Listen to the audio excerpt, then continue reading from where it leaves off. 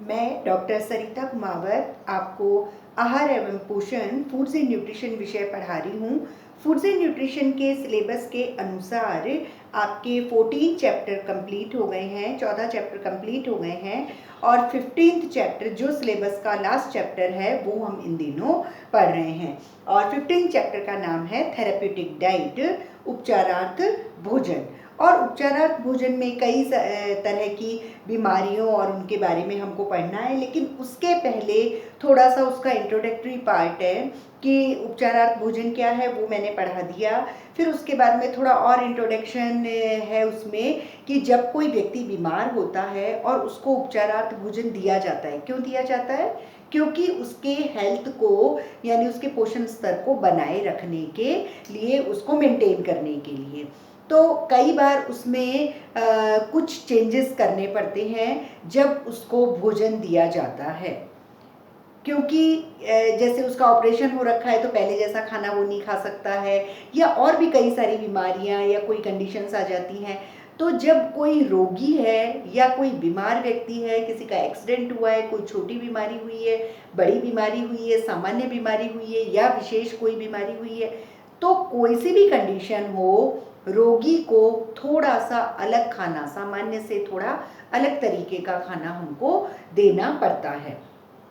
और फिर उसको जब हम अलग तरीके का जो खाना हम उसको देते हैं तो वो संतुलित भोजन भी होना चाहिए और उसमें कुछ परिवर्तन जरूरी होते हैं। तो उसमें कुछ जो परिवर्तन है वो विशेष प्रकार के परिवर्तन होते हैं, जैसे भोजन की रचना में परिवर्तन करके।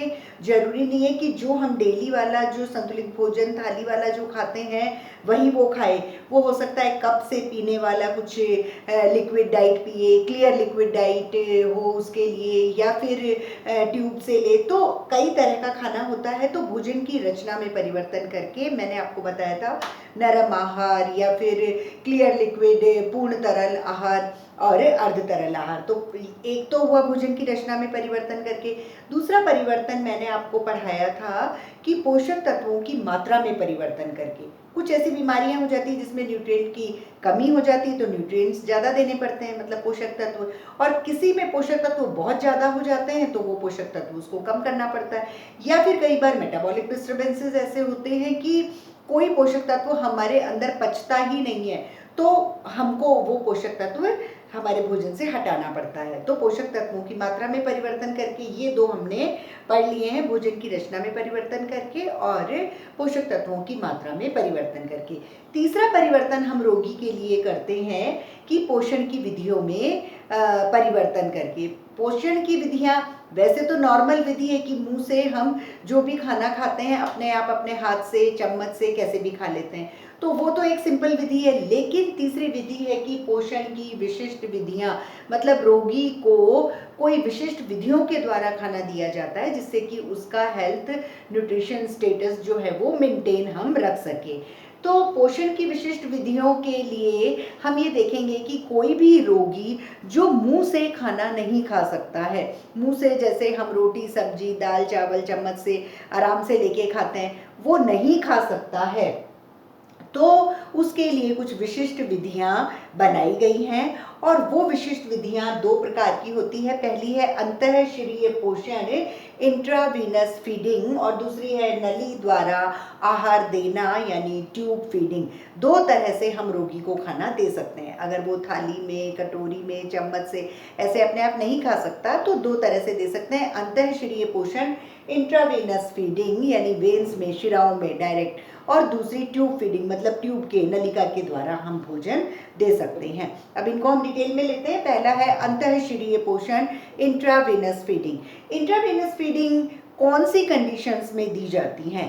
बहुत सारी कंडीशंस होती हैं जिनमें कि इंट्रावेनस फीडिंग हमको रोगी को देनी पड़ती है। जैसे निर्जलीकरण, मतलब उसमें पानी की कमी हो गई है, किसी भी कारण से पानी की कमी हो गई है तो हमको अतिरिक्त मात्रा में उसको जल किसी भी रूप में, जूस के रूप में, छाछ के रूप में या सूप के रूप में उसको हमको देना पड़ेगा। तो निर्जलीकरण की अवस्था में हमको अंतःशिरीय पोषण देते हैं।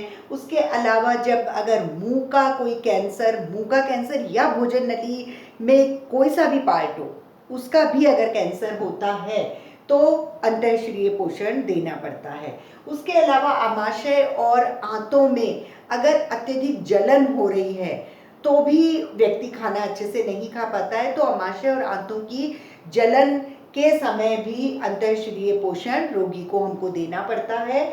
उसके अलावा अगर ऑपरेशन हुआ हो तो अंतःशिरीय पोषण देते हैं, और अगर किसी कारण से रोगी बेहोश हो गया हो, कई कारण है जैसे डायबिटीज़ है तो डायबिटिक कोमा हो गई है, या यकृत का फेलियर हो जाना, लिवर फेलियर हो जाता है ना, यकृत का फेलियर हो जाना, यूरेमिया होना, या ब्रेन में चोट, मस्तिष्क में चोट, कोई भी कारण से व्यक्ति अगर बेहोश हो गया है, वो खा नहीं पाएगा तो उसको अंतःशिरीय पोषण ही दिया जाता है। उसके अलावा हमारे ऊतकों में कई बार प्रोटीन की कमी हो जाती है, और उस प्रोटीन की कमी के लिए हमें रोगी को अमीनो एसिड्स, अमीनो अम्ल देने पड़ते हैं, तो वो भी हम घोल के रूप में अमीनो अम्ल दे सकते हैं। कई बार जो हमारी दैनिक आवश्यकता की ऊर्जा है उसकी पूर्ति नहीं हो पाती है, तो उसकी पूर्ति के लिए भी हमें ग्लूकोज का घोल रोगी को पिलाना पड़ता है। इसके अलावा हम रोगी को विटामिन जो है वो घोल के पिला सकते हैं, और उसके अलावा खनिज लवण जो हैं, सोडियम, पोटेशियम, मैग्नीशियम, आयरन, इनको भी हम घोल में पिला सकते हैं। जब भी जैसे अगर निर्जलीकरण है तो सोडियम, पोटेशियम, मैग्नीशियम क्लोराइड और ये कम होएगा ही होएगा क्योंकि पानी के साथ ये निकल जाता है, तो इन खनिज लवणों को भी हमको अंतःशिरीय पोषण से देना होता है। और अगर किसी कारण से वसा भी देनी पड़ती है, फैट, तो हम फैट को ऐसे तेल घी नहीं पिलाएंगे, पायस्ड जो वसा होती है, इमल्सिफाइड फैट जिसको कहते हैं, इमल्सिफाइड फैट हम उसको देंगे। जैसे दूध हम गर्म कर लेते हैं फिर मलाई अलग आ जाती है, तो वो मलाई वाला पार्ट हमको उसको नहीं देना है। हम जैसे मलाई दूध को पूरा मिक्स कर देंगे, होमोजेनाइज कर देंगे पूरा, जैसे वो कोई मशीन होती है सेंट्रीफ्यूज वाली उससे, या तो पूरा जैसे हम दूध भी पीने जाते हैं मार्केट में कोई हलवाई और इनके, और वो दूध इस तरह से गर्म दूध को मिक्स करता रहता है, मतलब मलाई अलग नहीं है, मलाई और दूध सब मिक्स है। वैसे वाली जो कंडीशन है वो पायस्ड यानी इमल्सिफाइड फैट कहलाती है, तो वैसा वाला फैट हमको उसको देना है। और हम रक्त सीरम भी उसको दे सकते हैं, ब्लड की कमी है तो रक्त सीरम भी दे सकते हैं। और कुछ घोल जैसे इलेक्ट्रोलाइट के, सोडियम पोटेशियम कम हो गया है तो इलेक्ट्रोलाइट के, कार्बोहाइड्रेट के और अल्कोहल के, ये सब जो स्टेजेस हैं इनमें हम ये सब चीज़ें इन रोगियों को दे सकते हैं। अब अंतःशिरीय पोषण जो है वो कैसे दिया जाता है? अंतःशिरीय पोषण इंट्रावीनस फीडिंग दो तरीके से दिया जाता है। पहला है ऊपरी शिरा द्वारा इन्फ्यूजन यानी पेरिफेरल वीनस इन्फ्यूजन, और दूसरा है अंदरूनी शिरा में पॉलीथीन ट्यूब द्वारा infusion, infusion through polythene tube. पहला तो ऊपरी शिरा में इन्फ्यूजन और दूसरा जो है पॉलीथीन ट्यूब का इन्फ्यूजन करवा के। तो पहली जो तरीका है पेरिफेरल वीनस इन्फ्यूजन, इसमें वेन में मतलब जो नली होती है उसके आगे सुई लगी रहती है, और उस सुई को हाथ के ऊपरी हाथ की जो शिराएं हैं उसमें उसको लगा दिया जाता है, जोड़ दिया जाता है, और फिर उस ट्यूब के द्वारा ये जो नली लगी हुई है, नली के आगे सुई लगी हुई है, तो नली के पीछे जो लिक्विड लगा हुआ है तो वो लिक्विड नली और सुई के द्वारा शिरा में डायरेक्ट चला जाएगा और बॉडी में चला जाएगा। तो उसमें हम आइसोटोनिक घोल, बहुत पतले घोल हम इसको दे सकते हैं, जैसे glucose water, saline water, electrolytes, ये सब हम इनको दे सकते हैं और थोड़ा उनका पोषण स्तर कायम रख सकते हैं। दूसरा जो तरीका है इंट्रावीनस फीडिंग का वो है इन्फ्यूजन थ्रू पॉलीथीन ट्यूब, मतलब पॉलीथीन ट्यूब के द्वारा इन्फ्यूजन अंदरूनी शिरा में। तो इसमें क्या करते हैं कि जब कुछ दिनों तक हमको इंट्रावीनस फीडिंग देनी पड़ती है, तब हम ये पेरिफेरल वीनस इन्फ्यूजन नहीं करते और पॉलीथीन ट्यूब वाली करते हैं, क्योंकि कुछ दिनों तक जब हम करेंगे तो हमको थोड़ा ज़्यादा भी देना पड़ेगा उसको, उसके लेवल को मेंटेन करने के लिए। 1 या 2 दिन तक तो क्लियर लिक्विड ले सकता है, लेकिन अगर कई दिनों तक देना है तो हम अंदरूनी शिरा में पॉलीथीन ट्यूब वाली जो प्रक्रिया है ये अपनाते हैं। इसमें जो अंदरूनी, ऊपरी और निचली महाशिरा है उसमें पॉलीथीन एक ट्यूब होती है बिल्कुल पतली सी, और उसका जो कैन्यूला, या फिर हम उसको कैन्यूला बोलते हैं, तो उस कैन्यूला को जो अंदरूनी, ऊपरी और निचली महाशिरा है उसमें प्रवेश करा दिया जाता है और उसमें प्रवेश करा के पोषण दिया जाता है। और इसमें जो पोषण होता है वो थोड़ा हाइपरटोनिक घोल, ये आइसोटोनिक है, ये हाइपरटोनिक, इसमें थोड़ा सा और कॉन्सेंट्रेटेड हम न्यूट्रिएंट्स दे सकते हैं। लेकिन इसमें थोड़ा ये ध्यान रखना है कि जो रोगी है उसको संक्रमण यानी इन्फेक्शन नहीं हो, क्योंकि बाहर से कोई चीज़ अंदर प्रवेश करवाई हुई है, तो इसलिए इसको संक्रमण से बचाना चाहिए। और लेकिन इसमें फ़ायदा ये है कि इसमें हाथ पैर सब स्वतंत्र रहते हैं, अपन हिला डुला सकते हैं। बाकी अगर वो जो सुई वाला जो लगा हुआ होता है तो हाथ पैर हिला नहीं सकते, वो हिल जाती है तो सूजन भी आ जाती है, खून भी निकल जाता है और थोड़ी प्रॉब्लम आ जाती है। तो ये जो है, ये हाथ पैर इसमें स्वतंत्र रहते हैं और अच्छी तरह से हम पोषण उसको दे सकते हैं। तो ये हुआ इंट्रावीनस फीडिंग में 2 तरह के, peripheral Venus infusion and infusion through polythene tube. ये तो पहला तरीका है इंट्रावीनस फीडिंग। अब जो विशिष्ट विधियों का दूसरी विधि है वो नली द्वारा पोषण देना। नली द्वारा पोषण देना यानी ट्यूब फीडिंग। कई बार रोगी को ट्यूब के द्वारा ही भोजन दिया जाता है, कुछ दिन तक या कुछ महीनों तक भी दे सकते हैं। तो ट्यूब फीडिंग जो है वो 3 तरह की होती है। पहली है नासिका आमाशयी पोषण नेजोगैस्ट्रिक ट्यूब फीडिंग। दूसरी है आमाशय में प्रत्यक्ष नली डालकर गैस्ट्रोस्टोमी। तीसरी है छोटी आंत के मध्य भाग में नली डाल के जुजिनोस्टोमी। 3 तरह से हम नली शरीर में डाल के और रोगी को पोषित करते हैं। पहला है ट्यूब फीडिंग में नेजोगैस्ट्रिक ट्यूब फीडिंग, नासिका आमाशयी पोषण। नेजोगैस्ट्रिक, नेजो यानी नासिका और आमाशयी मतलब स्टमक, तो नाक से आमाशय तक जो ट्यूब गई हुई है और नाक के बाहर जो थोड़ा पार्ट निकला हुआ है ट्यूब का, वहाँ से हम उसको पोषण देते हैं। मतलब एक इसमें क्या है नासिका आमाशयी में कि जो मुंह से खाना नहीं ले सकता है उसको हम ये टेक्निक अपनाते हैं। इसमें 3 से 4 मिलीमीटर जो ल्यूमेन होता है, मतलब जो चौड़ाई होती है 3 से 4 मिलीमीटर उतनी चौड़ाई की ट्यूब होती है। और ये ट्यूब जो है उसको जैतून के तेल या पैराफिन से चिकना कर लेते हैं। चिकना करने के बाद में मतलब नाक के अंदर डालते हैं। उसके पहले नाक के यहाँ प्रोकेन का स्प्रे कर लेते हैं। प्रोकेन का स्प्रे इसलिए कि बेचैनी नहीं हो, जैसे छींक आ जाती है, उल्टी आ जाती है, तो प्रोकेन का स्प्रे कर लेते हैं। प्रोकेन का स्प्रे करने के बाद में नाक से ये जो नली है 3 से 4 मिलीमीटर चौड़ाई की, इसको नाक से नली को डालते हैं। और नाक से डालने के बाद में 8 इंच तक जब चली जाती है तो वो ग्रसनी में पहुंच जाती है। ग्रसनी के बाद में उसको निगलने के लिए कहते हैं, तो वो अंदर निगल जाता है और वो फूड पाइप यानी ईसोफेगस तक पहुंच जाता है। और ईसोफेगस के बाद में वो आमाशय यानी स्टमक तक चला जाता है। मतलब नाक से आमाशय तक नली गई हुई है और उस नली से फीडिंग करते हैं, इसलिए नासिका आमाशयी पोषण इसको कहते हैं। और जब ये चली जाती है आमाशय में तो थोड़ा सा टेस्ट कर लेते हैं, चेक कर लेते हैं अंदर का पदार्थ निकाल के कि आमाशय में ही गई है ना कहीं, क्योंकि जो आहार नलिका है उसी के साथ में पीछे श्वास नलिका भी है, तो कहीं श्वास नलिका में तो नहीं चली गई, ये भी हम चेक कर लेते हैं। फिर जो नली जब पूरी आमाशय तक चली जाती है तो जो बाहर निकली हुई है उसको टेप से चिपका देते हैं। एक स्टैंड होता है जो रोगी जहाँ सो रहा है उसके 2-3 फीट ऊंचा, उसको चिपका देते हैं स्टैंड से। और फिर जितना भी उसको खाना देना है तो वो जो ट्यूब बाहर निकली हुई है उसके आखिर में एक कॉर्क लगा हुआ होता है, वो बंद रहता है कि भाई एयर नहीं चली जाए। फिर जब भी कोई खाना होता है तो थोड़ा बड़ा सा, जैसे पिचकारी होती है अपनी, वैसी ही इतनी बड़ी एक गोल सी ट्यूब होती है, तो और उसके आगे नोज़ल टाइप अपने आप ही लगा हुआ होता है। तो जैसे अपन ने दाल का पानी बनाया तो वो जो मतलब पिचकारी जैसी जो हमारी वो है इंजेक्शन, मोटा, इतना मोटा इंजेक्शन, उसको हम पानी में, जैसे दाल के पानी में डाल के और पीछे से खींचते हैं। पीछे से खींचने से क्या होगा कि वो जो बाहर पानी है वो इसके अंदर आ जाएगा, सारा अंदर आ गया। फिर उसके बाद में उसका जो नोज़ल है वो नाक के बाहर जो नली लगी हुई है उसका आगे का वो कॉर्क हटा दिया, और ये जो हमारे पास में दाल का पानी है उसके जो इंजेक्शन है उसके आगे वाला नोज़ल उसमें लगा दिया जाता है नली में, और फिर धीरे धीरे प्रेस किया जाता है।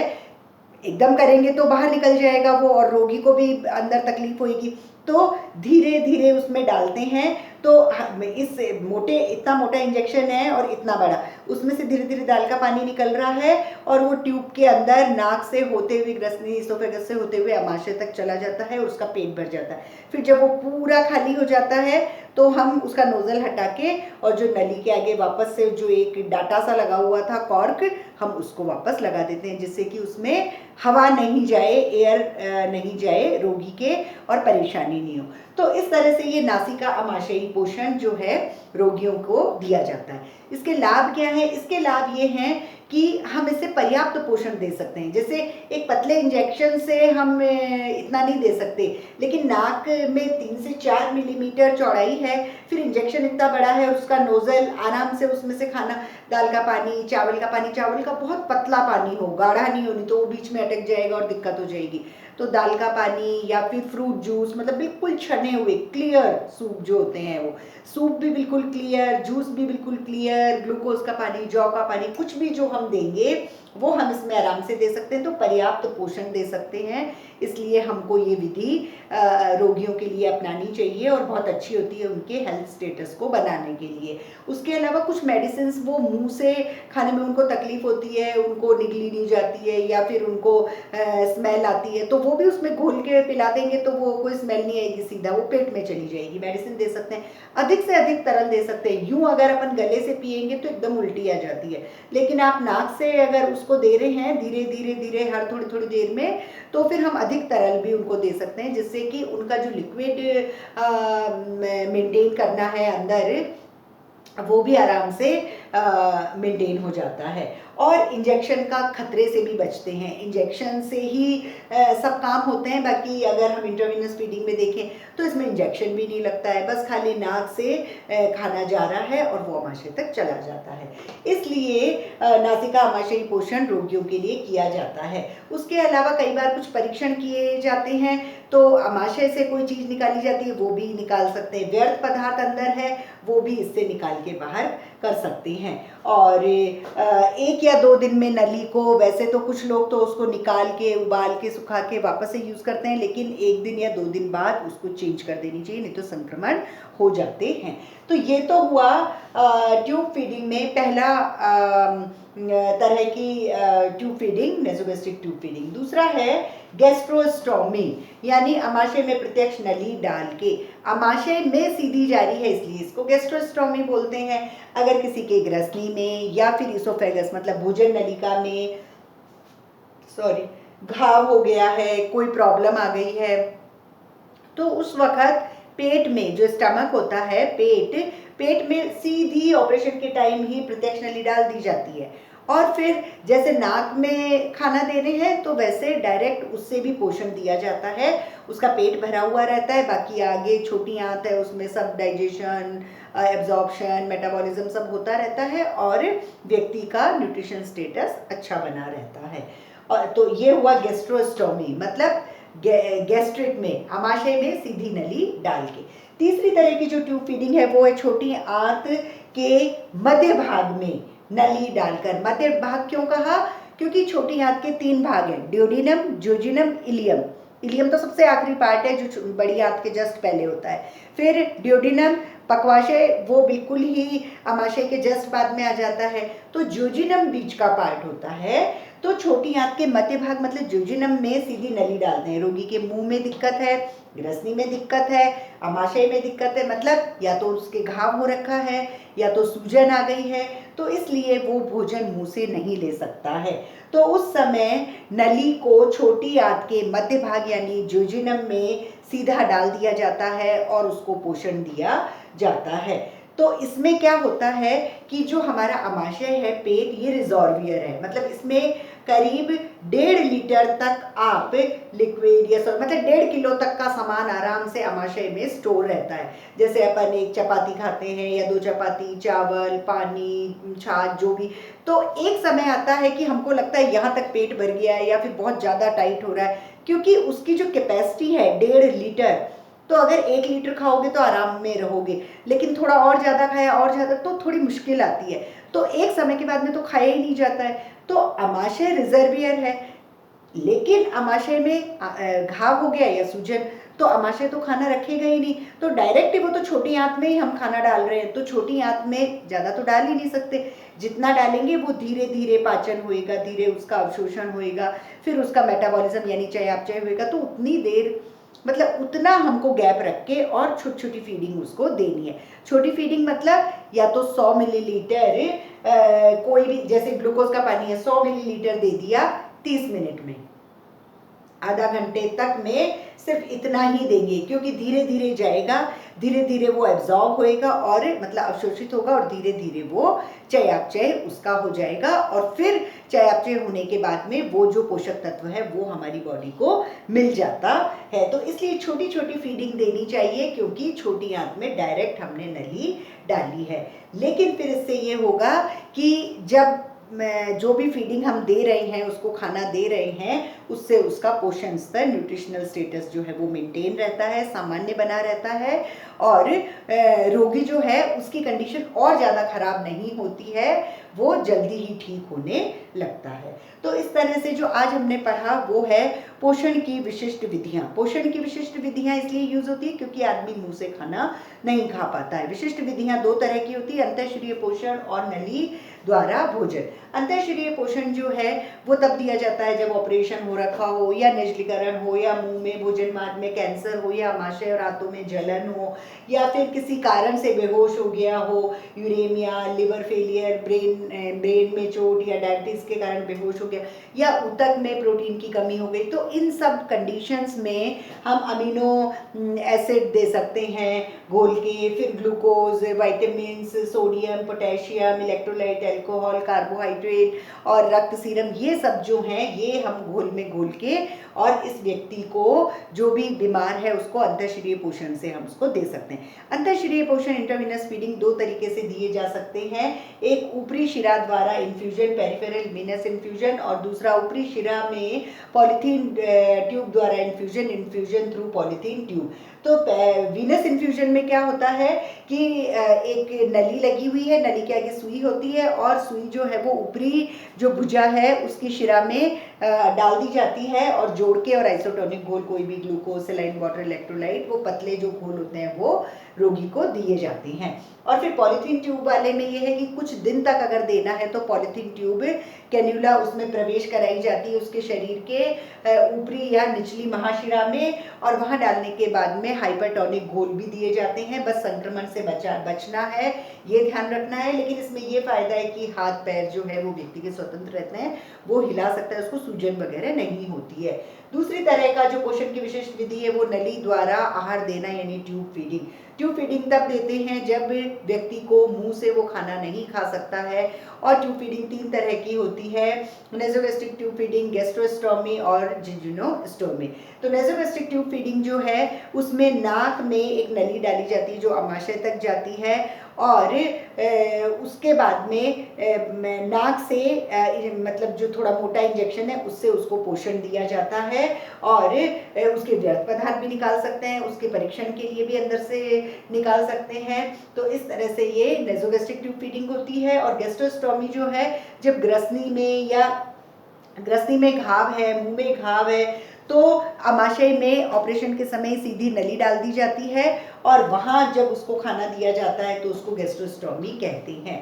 और जब रोगी के मुंह, ग्रसनी, आमाशय सब में घाव हो गया, सूजन हो गई, तब छोटी आंत का मध्य भाग, स्मॉल इंटेस्टाइन का मिडिल पार्ट है ज्यूजिनम, ड्यूडिनम, ज्यूजिनम, इलियम होता है, तो ज्यूजिनम मध्य भाग है।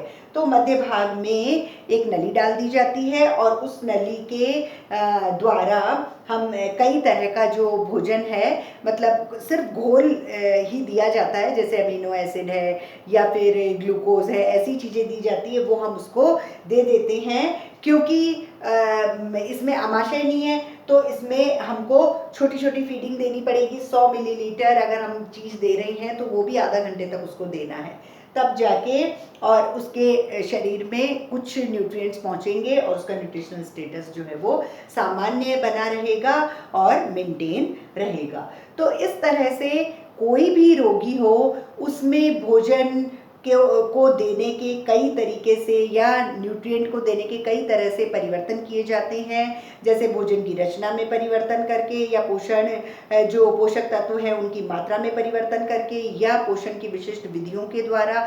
तो इन तीनों के द्वारा हम रोगी को या तो कई तरह की विधियों से खाना देते हैं, या कई तरीके से उसमें न्यूट्रिएंट का हेर फेर कर देते हैं, मतलब किसी न्यूट्रिएंट को कम कर देते हैं, किसी न्यूट्रिएंट को ज़्यादा कर देते हैं, किसी न्यूट्रिएंट को बिल्कुल हटा देते हैं। और जब हम खाना, अगर कोई ऐसा रोगी है जो मुंह से खा सकता है, तो उसको नरम आहार या लिक्विड डाइट या क्लियर या फिर सेमी लिक्विड डाइट उसको देते हैं। तो रोगियों के लिए इस तरह से भोजन देने के तरीकों में परिवर्तन करके उसका न्यूट्रिशनल स्टेटस मेंटेन किया जाता है। ये सारा थेरेप्यूटिक डाइट का इंट्रोडक्टरी पार्ट था। अब जो हम नेक्स्ट टर्न से लेंगे वो थेरेप्यूटिक डाइट में कई सारी बीमारियों के बारे में है। वो हम एक एक डिजीज़ के बारे में पढ़ेंगे कि डिजीज़ क्या है, क्यों हुई है, उसके कारण क्या है, उसके लक्षण क्या है, और उसमें क्या खाना चाहिए और नहीं खाना चाहिए, और उसके पोषक तत्वों की क्या रिक्वायरमेंट है। वो बीमारी हो गई है तो उसमें हमको कौन से न्यूट्रिएंट कितनी मात्रा में लेने चाहिए। Thank you.